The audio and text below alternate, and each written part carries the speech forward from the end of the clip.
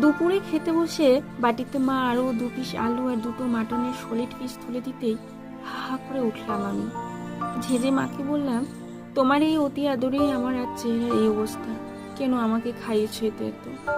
18 বছর বয়সে আমার ওজন 78 কেজি। আমার সব বন্ধু বান্ধব আমাকে নিয়ে খিল্লি করে।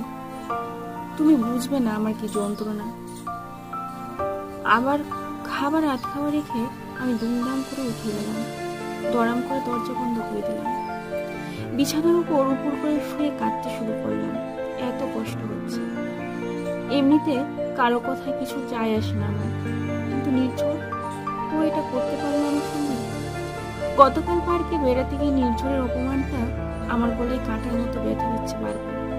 যদিও আজকাল নির্ঝর আমাকে কথায় কথায় অপমান করে, ছোট করে আমার প্রিয় নিয়ে বলে ওর পাশে আমি নাকি বড্ড মেয়ে বানান।